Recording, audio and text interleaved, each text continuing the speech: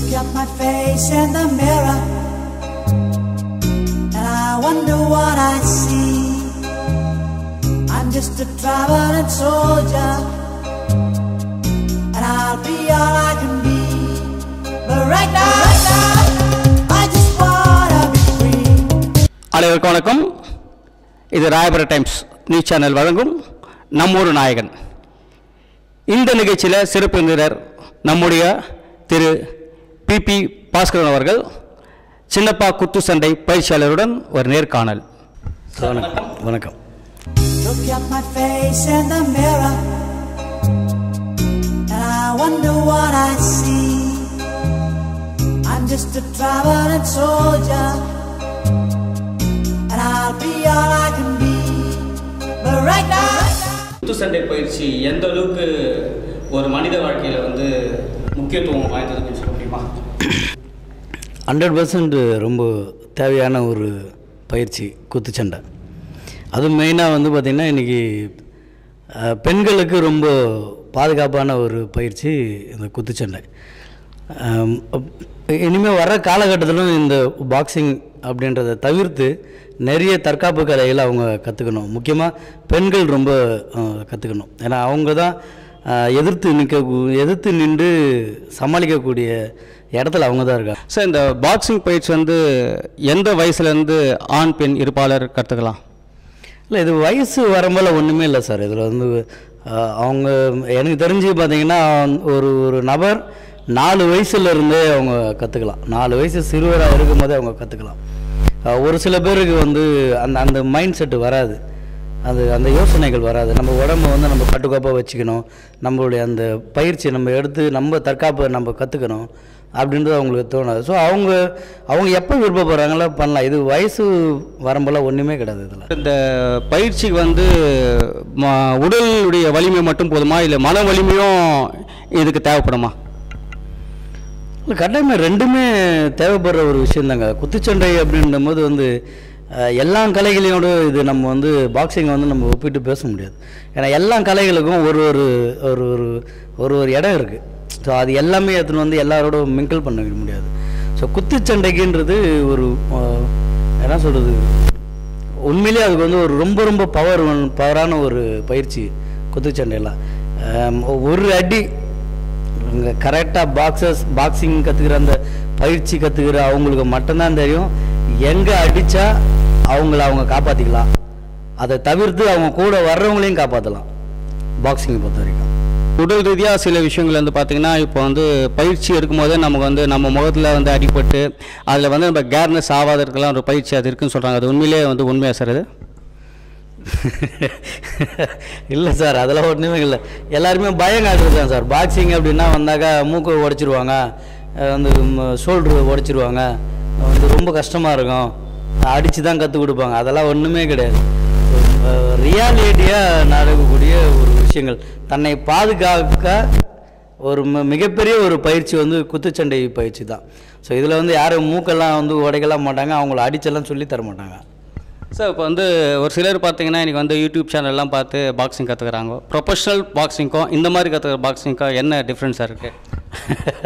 Sir, அதாவது ஒரு விஷயம் என்ன, ஒரு யூடியூப் சேனலில் பார்த்து யாரும் எனக்கு தெரிஞ்சு இப்போ யாரும் கற்றுக்கிறதில்ல. பட் அப்படி கற்றுக்குறாங்க அப்படின்னா அவங்களுக்கு பொழுதுபோக்காக அவங்க கற்றுப்பாங்க. ப்ரொஃபஷ்னல் பாக்ஸிங் அப்படின்றது வேறு சார். அதாவது பழங்காலத்து சண்டை. அது ப்ரொஃபஷ்னல் பாக்ஸிங்கிறது பரம்பரை சண்டை. ஸோ அப்போல்லாம் பரம்பரை சண்டை தான் செய்வாங்க. சார்பட்டா பரம்பரை, ஐடியாப்பா நாயக்கர் பரம்பரை, அந்த மாதிரி பரம்பரை சார்ந்து செய்யக்கூடியது ப்ரொஃபஷ்னல் பாக்ஸிங். ஸோ இப்போ அமெச்சர்ஸ் பாக்ஸிங் தான், ஒன்லி டெக்னிக்கல் தான்.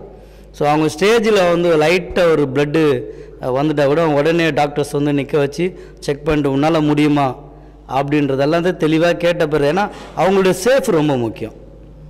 ஸோ அதனால் அமெச்சர்ஸ் பாக்ஸிங் இதை தாண்டி அமெச்சர்ஸ் பாக்ஸிங்கில் கற்றுக்கிறது என்ன ஒரு பெரிய ஒரு பெனிஃபிட் அப்படின்னா, ரயில்வே ஜாப் அவங்க கற்றுக்கிற அந்த பயிற்சி எடுத்துக்கிற அந்த பர்சன் அந்த முழுக்க அடித்து மெடலிஸ்ட் அடிக்கிறோம் அப்படின்னா அவங்களுக்கு ஒரு கிரேட் மார்க் போயிட்டே இருக்கும். ஸோ அந்த கிரேட் மார்க்கு போகும்போது நம்மளோட ஸ்டேட் லெவலில் அவங்க சண்டை செய்கிறாங்க அப்படின்ற பட்சம் வரும்போது அந்த கிரேட் மார்க்கை வச்சுட்டு அவங்களுக்கு ஜாபுக்கு ஜாபுக்குன்னு ஒரு ஃபைட்டு செய்ய சொல்லுவாங்க. இந்த ஃபைட்டு செய்கிறீங்களா, உங்களுக்கு இந்த வேலை வாய்ப்பு வரும் அப்படின்னும்போது மனசில் அந்த தைரியத்தை இன்னும் வலிமைப்படுத்திட்டு அந்த சண்டை செய்யும் போது கம்பல்சரி அவங்க சென்ட்ரல் கவர்மெண்ட் ஜாபோ ஸ்டேட் கவர்மெண்ட் ஜாபோ அவங்க கம்பல்சரி இதில் வந்து பயன்பெறலாம். ஸோ ஆண்கள் வந்து இயற்கையாக வந்து வலிமை வாய்ந்தவங்க, அவங்க இந்த பாக்ஸிங்லாம் ஓரளவுக்கு கற்றுக்கலாம் வாய்ப்பு இருக்குது. பெண்களுக்கு இது எப்படி சார் சாத்தியம் பண்ண சொல்கிறீங்க? இல்லை, உண்மையிலே இன்றைக்கி வந்து பெண்களுக்கெல்லாம் ரொம்ப தைரியம் அதிகம் தான் சார். ஒரு சில பேருக்கு தான் அந்த தைரியம் இல்லை. அவங்க தான் வந்து இப்போ இந்த பொள்ளாச்சி சம்பவம் மாதிரியான இடத்துல போய் மாட்டிக்கிறது. பட் போல்டாக இருக்காங்க. ஆனால் இந்த மாதிரி பாக்ஸிங்கெல்லாம் பயிற்சி எடுக்கிறதுக்கெல்லாம் அவங்க உண்மையிலே ரொம்ப பயப்படுறாங்க. இது பாக்ஸிங்லாம் ரொம்ப கற்றுக்கணும்.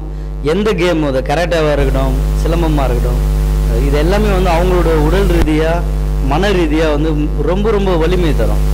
பாக்ஸிங் பொறுத்த வரைக்கும் பார்த்திங்கன்னா அவங்களுக்கு பாக்ஸிங் கற்றுட்டாலே போதும், அவங்கக்கிட்ட அவ்வளோ சீக்கிரத்தில் வர முடியாது. ஒரு 3 பேர் அவங்க கூட போய் இருக்கிற மாதிரியே இருக்கும். ஒரு பாக்ஸிங் கற்றுக்கினாங்க. அந்த லேடிஸ் மாதிரிலாம் அவங்க இருக்க மாட்டாங்க. Only gents. ஆம்பளைக்கு எப்படி சண்டை செய்கிறாங்களோ அந்த மாதிரி தான் அவங்க சண்டையை செய்வாங்க. அந்த மைண்ட் செட்டும் அப்படி தான் போகும். தன்னை ஒருத்தர் யாராச்சும் தாக்க வந்தால் அவங்க பெண்ணெல்லாம் அங்கே இருக்க முடியாது. ஒரு பாக்ஸிங் கற்றுக்கின ஒரு பெண் அந்த இடத்துல அவங்க பெண்ணாக இருக்கவே மாட்டாங்க. அவங்க 3 மடங்கு ஆணாக மாறுவாங்க. ஸோ இதுதான் பாக்ஸிங் லேடிஸ் கற்றுக்கினாக்கா அவங்களுக்கு ஒரு மிகப்பெரிய ஒரு வலிமை. சார், இந்த நம்ம வந்து நிறைய திரைப்படங்கள்லாம் பார்த்தீங்கன்னா அந்த பாக்ஸிங் காட்டுறவங்க முன்னாடி சாப்பிட்றது பார்த்தீங்கன்னா நிறைய மாமிசம்லாம் சாப்பிட்ற மாதிரி, முட்டைலாம் சாப்பிட்ற மாதிரி காட்டுறாங்க. ஸோ இது வந்து மாமிசம் சாப்பிட்றவங்க மட்டும்தான் இது வந்து இந்த பயிற்சிக்கு வரணுமா, இல்லை வெஜிடேரியனாக வரலாம்? ஏன்னா எல்லாருக்கும் இந்த கேள்வி இருக்குது. ஏன்னா இது வந்து ஒரு இந்த லெவலுன்ற மாதிரி இருக்குது. அது அந்த உணவு பழக்கம்லாம் வந்து நார்மலாக என்னன்னு கொஞ்சம் சொன்னால் நல்லாயிருக்கும். இல்லை சார், அதாவது நீங்கள் சொல்கிறது எனக்கே சிரிப்பாக தான் இருக்குது. ஏன்னா சினிமா துறைன்றது ஒரு பொழுதுபோக்கு சித்திரம் தான். ஸோ அதில் வந்து என்னென்னா ஒன்றுமே இல்லாத விஷயத்த பெருசாக ஒரு பிரம்மாண்டமாக காட்டுவாங்க. ஸோ ஒரு வில்லன் அப்படின்னாக்கா இப்படி தான் இருக்கணுன்றது அவங்களுடைய மென்டாலிட்டி. ஸோ அவங்களுடைய கற்பனையில் வர ஒரு கதாபாத்திரத்தை அவங்க எப்படி வேணால் க்ரியேட்டிவிட்டி பண்ணலாம். பட் ஆனால் பாக்ஸிங்கை பொறுத்த வரைக்கும் அப்படியெல்லாம் எந்த ஒரு சீன் க்ரியேட்டிவ் பண்ணியெல்லாம் வரமாட்டாங்க. நேச்சுரலாகவே பார்த்திங்கன்னா அவங்களோட ஃபுட்டே பார்த்திங்கன்னா ரொம்ப சிம்பிளாக இருக்கும். பேரிச்சம்பழம் சாப்பிட்றது, கேழ்வரகு கஞ்சி சாப்பிட்றது, அதுக்கப்புறம் பார்த்திங்கன்னா பச்சை பட்டாணி ஊற வச்சுட்டு காலையில் ரன்னிங் போகும்போது 2 வாயில் குறிச்சிட்டே வந்து ரன்னிங் போவாங்க. ஸோ ஸ்கிப்பிங் போடுறது, அவங்களுடைய ஸ்டாமினாவுக்கு என்னென்ன தேவையோ. ஸோ இதுதான் வந்து பாக்ஸிங் தேவைப்படுறத தவிர அதிகபட்சம் பார்த்திங்கன்னா வீக்லி 1 டே. அதாவது நான் சொல்கிறது வந்து ப்ரொஃபஷனல் பாக்ஸிங் தவிர்த்து அமெச்சர்ஸ் பாக்ஸிங்கில் இவ்வளோ தான் வெயிட் கேட்டகரி மட்டும்தான் சண்டை போட முடியும். சார், இந்த வட சென்னையில் நீங்கள் வந்து இந்த பாக்ஸிங் கிளப்பு தூங்குறதுக்கு என்ன சார் காரணம்? இல்லை சார், அதாவது காரணமெல்லாம் ஒன்றுமே இல்லைங்க. என்னுடைய குருநாதருக்கு நான் செய்யக்கூடிய ஒரு மிகப்பெரிய ஒரு கடமை. நான் அதுக்காக நான் வந்து உண்மையிலே என்னுடைய குருநாதருக்கு 2 பேருக்குமே நான் தலை வணங்குறேன். ஏன்னு கேட்டிங்கன்னா எங்களுடைய கிளப்பு பார்த்திங்கன்னா சின்னப்பா பாக்ஸிங் கிளப் அப்படின்ற அந்த ஒரு கிளப்பு பார்த்திங்கன்னா கிட்டத்தட்ட 1938 உருவான ஒரு கேம் இது. ஸோ இந்த கிளப்பு வந்து இத்தனை ஆண்டு காலமாக பயிற்சி எடுத்த பெரிய பெரிய ஜாம்பவான்கள் இன்றைக்கி வட சென்னையில் சின்னப்பா பாக்ஸிங் கிளப்புனா தெரியாத பாக்ஸஸே இருக்க மாட்டாங்க. ஏன்னா எல்லாருமே வந்து சின்னப்பா பாக்ஸிங் கிளப்னா தெரியும். இது சாதாரண ஒரு இடத்துல ஒரு கல்மண்டம், ராயபுர பகுதியில் கல்மண்டம் என்ற ஒரு இடத்துல தான் வந்து அந்த கிளப்பு இருக்குது. ஜிம்னாஸ்டிக்கோடு சேர்த்து ஆரம்பித்த ஒரு கிளப்பு. கிட்டத்தட்ட பெரிய பெரிய ஜாம்பவான்கள், உதாரணத்துக்கு சொல்லணுன்னா அண்ணன் boxer Vadivelu, boxer Sundararajan, boxer Selvaraj, boxer Veerappan, Seenu, அதுக்கப்புறமா வந்து நிறைய பேர் எனக்கு இருக்காங்க. பட் எனக்கு எல்லாமே அவங்க வந்து வாத்தியாருங்க தான். ஆனால் அதை தாண்டி எல்லாருக்குமே இன்றைக்கி ஒரு குடும்பம் அந்த சூழ்நிலை எல்லாமே அமைஞ்ச பிறகு எனக்கும் இருக்குது. பட் அதையும் தாண்டி எனக்கு கற்றுக் கொடுத்த வாத்தியாருடைய பெயர்லேயே நான் இந்த கிளப்பை வந்து பிரம்மாண்டமாக பண்ணணும் அப்படின்ற ஒரு மோட்டிவேஷன் எனக்கு இப்போ இல்லை. நான் கற்றுக்கிற காலகட்டத்திலேருந்தே எனக்கு உண்டு. நான் எங்கள் மாஸ்டர் கூட கேட்பேன், ஆனால் நான் இந்த மாதிரி திருவள்ளூரில் ஒரு பாக்ஸிங் கிளப் ஸ்டார்ட் பண்ணலான்னு இருக்கிறேன் நான். அப்போ அவர் சொன்ன ஒரே வார்த்தை என்னன்னு கேட்டிங்கன்னா, தாராளமாக பண்ணு. ஏன்னா இன்றைக்கி இருக்கிற காலகட்டத்தில் குத்துச்சண்டை அப்படின்றது அழிஞ்சு வருது. ஸோ ஒருத்தர் நான் உங்ககிட்ட கற்றுக்கிற ஒரு ஸ்டூடெண்ட்டு அவன் செய்யட்டும், அவன் சொல்லிக் கொடுக்கட்டும், இந்த கலையை வளங்க. நான் எங்களுக்கெல்லாம் வயசாகிடுச்சு அப்படின்னு சொல்லிட்டு நிறைய விஷயங்கள் எங்ககிட்ட பகிர்ந்துப்பாங்க மாஸ்டர்ஸ். ஸோ அவங்களுடைய நினைவுகளும் அவங்க எனக்கு சொல்லி கொடுத்த அந்த பாடங்களும் என்கிட்ட கற்றுக்கிற அத்தனை ஸ்டூடெண்ட்ஸுக்குமே வந்து நான் சொல்லித்தரணும். இன்னும் நிறைய பாக்ஸஸ் அண்ணன் இங்கே இதே வட சென்னையில் திருவத்தூர் தொகுதியில் வந்து கூட பார்த்திங்கன்னா திமுகவில் இருக்கிற ஒரு முன்னாள் அமைச்சர், மீன்வளத்துறை அமைச்சர் அண்ணன் கேபிபி சாமி அவர்களும் மிகப்பெரிய ஒரு சிறந்த பாக்ஸர். அதே மாதிரி அதே திமுகவில் இருக்கிற அண்ணன் மனோகரன் சிறந்த ஒரு பழம்பெரும் பாக்ஸர்ஸு. ஸோ அதை தாண்டி அவருடைய மைத்துனர் என்னுடைய நண்பர் திரு ரெயின்போ விஜயகுமார், அவர் ஒரு சிறந்த ஒரு பாக்ஸர். அண்ணன் டெல்லி பாபு இருக்காங்க, அண்ணன் குமார் இருக்காங்க. ஸோ இன்னும் நிறைய பேர் சொல்லலாம், பட் எனக்கு திடீர்னு எனக்கு நிறைய பேர் எனக்கு வரல. இது மாதிரி பெரிய பெரிய ஜாம்பவானுங்களாம் இருக்காங்க. ஸோ இவங்கெல்லாம் இருக்கும் போதே வந்து வடச்சென்னையில் பாக்ஸிங் அப்படின்றது குறைஞ்சி வருது அப்படின்ற பட்சம் வரும்போது தான் எங்களுக்கு கொஞ்சம் மனசு கஷ்டமாக இருக்குது. ஸோ அண்ணெல்லாம் வந்து சாமி அண்ணெல்லாம் வந்து அடுத்தது அமைச்சரெல்லாம் வராங்க அப்படின்னா கட்டாயமாக அவங்க இந்த ஸ்போர்ட்ஸ் முக்கியமாக நம்மளுடைய பாக்ஸிங் அந்த கலையை வந்து இன்னும் வளர்க்குறதுக்கு அவங்க வந்து சப்போர்ட் பண்ணுவாங்க. உயர்திரு அண்ணன் திமுக தலைவர் ஸ்டாலின் அவர்கள் உண்மையிலே அடுத்த முறை அவர் அந்த பதவியில் அமர்ந்த பிறகு முதல்ல எங்கள் குத்துச்சண்டை சின்னப்பா பாக்ஸிங் கிளப், சின்னப்பா குத்துச்சண்டை கழகம் சார்பாக முதல் வைக்கக்கூடிய அந்த கோரிக்கையை பார்த்திங்கன்னா, இந்த குத்துச்சண்டை கலையை தமிழ்நாட்டில் மட்டும் இல்லை எல்லா இடத்துலையுமே வளர்க்குறதுக்கு தேவையான விஷயங்கள், அவங்களுக்கு தேவையான கிட்ஸு, அந்த மாணவர்களுக்கு தேவையான பயிற்சிக்கு தேவையான இடங்கள், ஸோ இதெல்லாமே எங்களுக்கு வந்து செஞ்சு கொடுங்க. இந்த கலையை நாங்கள் இன்னும் வளர்க்கணும்னு ஆசைப்பட்றோம். ஸோ அப்படின்ற கட்டாயமாக நான் முதல் கோரிக்கை வைப்பேன். நான் இந்த குத்து சண்டை பயிற்சி இந்த உங்கள் கிளப்பு மூலிமா கற்றுக்கிட்ட ஸ்டேட் லெவலில் இதெல்லாம் வந்து போட்டியெலாம் வந்து கலந்துக்க நீங்கள் அனுப்புகிறீங்களா? இல்லை, கட்டாயமாக. நான் எங்கள் கிளப்லேருந்து நிறைய பேர் வந்து மெடலிஸ்டெல்லாம் வச்சுருக்காங்க. நிறைய பேர் நிறைய இடத்துல வேலை வாய்ப்பில் இருக்காங்க. பட் தூக்கி விடுறதுக்கு ஆள் கிடையாதுங்க யாருக்குமே. பாக்ஸர்ஸ் பொறுத்த வரைக்கும் இன்றைக்கி அதுதான் நிலமை. சப்போர்ட்டிங் அப்படி இருந்தாலே ஒரு ஸ்போர்ட்ஸ்மேன், பாக்ஸர்ஸ் மட்டும் இல்லை, பொதுவாக ஒரு ஸ்போர்ட்ஸ்மேனுக்கு சப்போர்ட்டிங் பேக்ரவுண்டு சப்போர்ட்டிங் இருந்தாலே போதும். அவனுடைய திறமைகள் அத்தனையுமே வந்து வெளிக்காட்டுவான். நம்ம தமிழ்நாட்டுக்கு மட்டுமல்ல, இன்றைக்கி ஆசியா லெவலில் அடித்தவங்க எல்லாமே வந்து தமிழ்நாட்டில் இருக்கிறவங்க தான். எனக்கு அது ஒரு உதாரணம் சொல்லணும் அப்படின்னா கூட, மாரியப்பன் சொல்லிட்டு ஒருத்தர் அத்லட்டிக்கு ஒன்று நினைக்கிறேன். அவர் வந்து பார்த்திங்கன்னா இத்தனைக்கும் மதுரையில் இருந்தவர், ஒரு கிராமத்தில் இருந்தவர். ஸோ அவர் ஆசியா லெவலில் ஒரு மெடல் அடிச்சுட்டு வர்றாருன்னா அதுக்கு யாருக்கு பெருமை?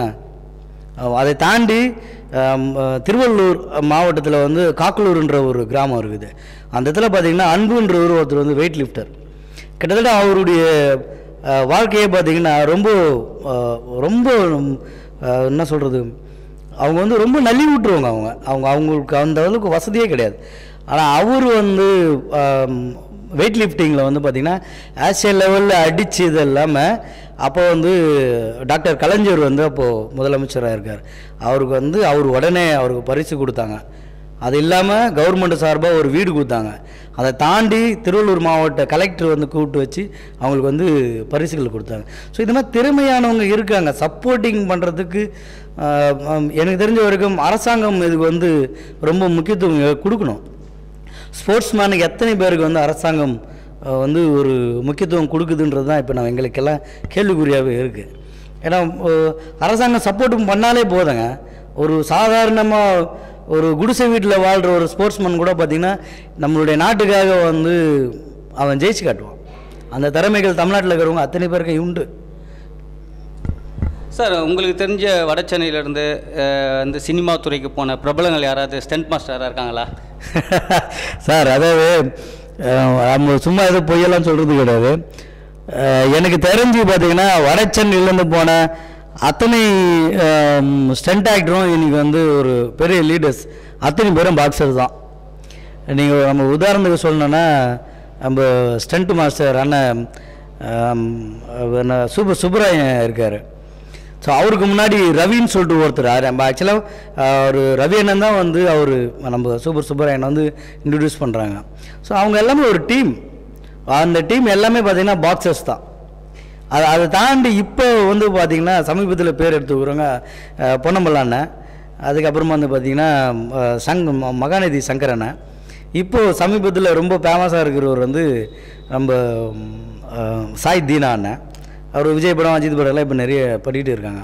அதை தாண்டி உண்மையிலேயே பாக்ஸராகவே சண்டை செஞ்சவங்க ஒரு சில பேர் எல்லாம் இருக்காங்க திரைப்படத்திலேயே.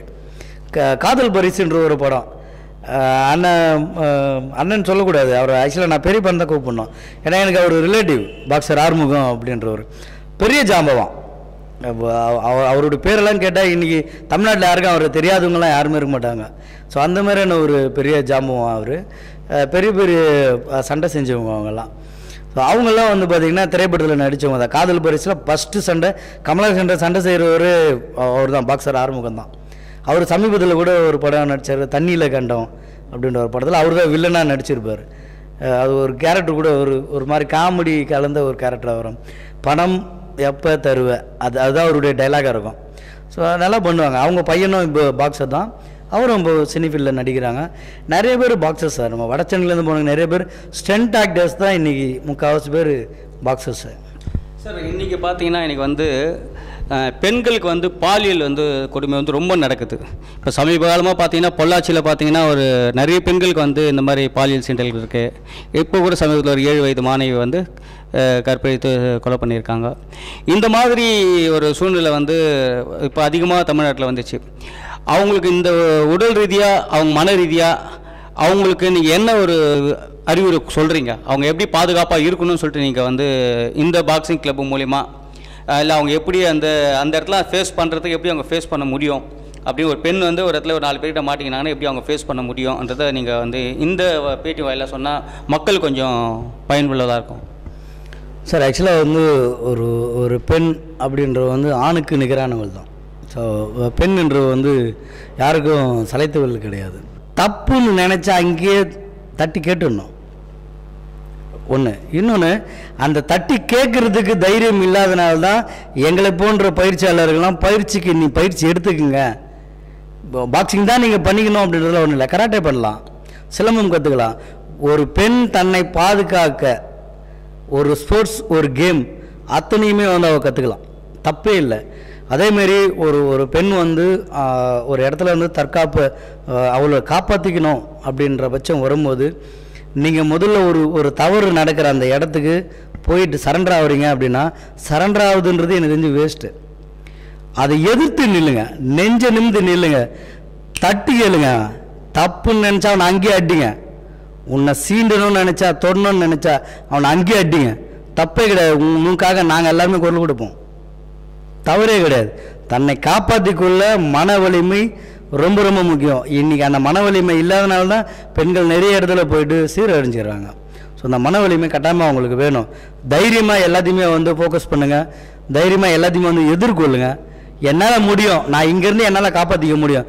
உன்னை ஒரு பெண்ணை சுற்றி 10 ஆண்கள் சுற்று போட்டு நின்றா கூட அந்த இடத்துலேருந்து தப்பிக்க முக்கியமாக வந்து பாக்ஸிங்கெல்லாம் ஒரு மிகப்பெரிய ஒரு கலை. அவங்களாம் அதில் கற்றுக்கலாம். 10 பேரில் ஒருத்தரை அடித்தா போதும், 10 பேரை செதறிடுவான்.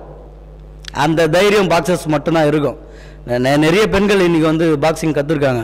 அத்தனை பேருமே பார்த்தீங்கன்னா கூட அந்த பஞ்ச் எப்படி அடிக்கணும், எந்த அடி அடிச்சாக்கா பக்கத்தில் கூட ஓடுவான் அப்படின்னு அவங்களுக்கு தெரியும். ஸோ அந்த தைரியத்தை அவங்க வளர்த்துக்கணும்.